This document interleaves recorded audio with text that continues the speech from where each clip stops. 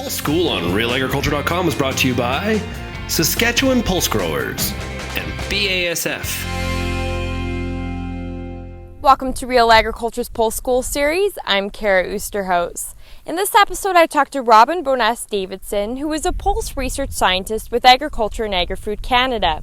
Robin and I talk at Canola Palooza in Lacombe about some of the things she's been seeing so far this year, as well as what she's expecting to see for the rest of the season. Some of the topics include nitrogen top dressing, as well as bacterial blight. Robin also highlights the importance of getting out and scouting your fields right now and throughout the month of July as your pulse crops move into flowering. This time of the year we should see some nice vegetative growth on the pulse plants. We should see nodes anywhere from 6 if it was planted a little bit later, maybe up to 12 nodes, so there'll be a wide range of vegetative growth at the moment. And so the things that we are concerned about this right around now would be what's going on as far as disease and what's our nodulation look like. So this year in central Alberta we had quite a bit of pressure from the pea leaf weevil, and because of that we are starting to see quite a bit of larval feeding on our nodules right now. So if seed was put in the ground without an insecticide on it and there was quite a bit of notching and feeding early in the spring, that's an indication that there's probably a fair amount of larval in the soil at the moment. They have now hatched and now they are doing the damage to the nodules, which is, as I've mentioned before, it's not necessarily the adult feeding that causes the yield loss, it's the feeding on the nodules that causes the yield loss, and that we're starting to see. So I would advise any farmer that had a lot of pea leaf weevil feeding in the spring to go check their crops right now, see what the nodules look like, and see if they're getting good nodulation. Because of course if you're not getting good nodulation, we're not going to get through flower very well, and we're not going to have good seed set. So whether or not we should be topping up with nitrogen is something we might need to start talking about with our agronomists and some of our retailers. If we're seeing that the nodulation is poor, we might want to consider that, which is not a message that I would normally give because we always expect the peas to make their own nitrogen. We don't want to be topping it up because we don't want to get too much vegetative growth, and we do not want to encourage lodging. But if you're not getting good nodulation, you might have to think about doing that. The other message right now in central Alberta especially is given the strange weather that we've had this spring. It's been a wet spring. The farmers have been struggling to get their crops in. The pulse crop acreage may be down a little bit as a result of that, but it's hard to say. Numbers will come out here in a little while. So we're seeing some disease issues that we don't always see. The number one would be bacterial blight. Bacterial blight is caused by bacteria, and bacteria of course would be brought on by the amount of moisture that we've had and the strange weather events. We've had some nasty windstorms come through the Lacombe Red Deer area especially, 2 or 3 of them actually in the past few weeks, and so the plants are a little bit beat up, and so bacteria can move in very quickly, even faster than some of the funguses can.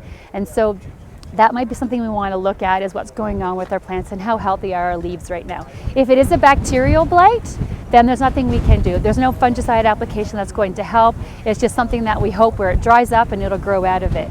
Ascochyta is starting to move in central Alberta. We haven't seen a lot of it right now. In southern Alberta, I know it's starting to show up quite a bit more. So that's something we need to start scouting for. So be looking in your fields right now. Go out, see what's going on, and talk to your agronomist or the specialist in your area if you're suspecting something's going on. If it's bacterial blight, like I said, you can't spray for it. If it's a fungus, then you can. So you need to know what you're working with. You need to know what you're dealing with.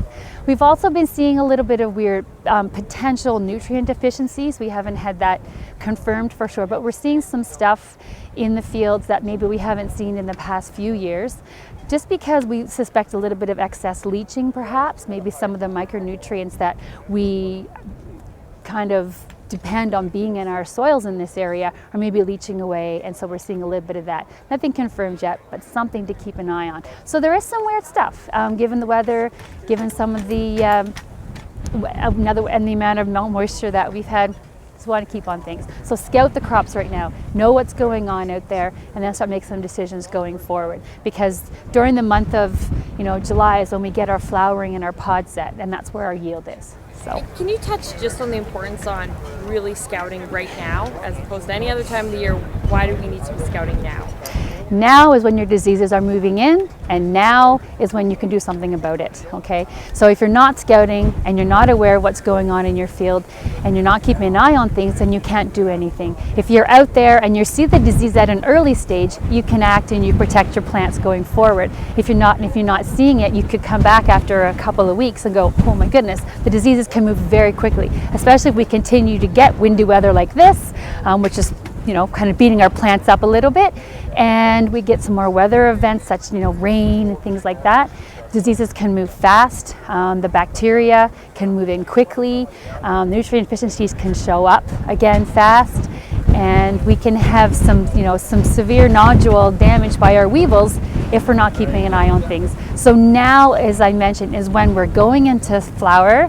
They're starting to flower. The flowering leads to seed set, and that's where your yield is. So that's why you need to really be watching your crops from now right up until the end of July 1st.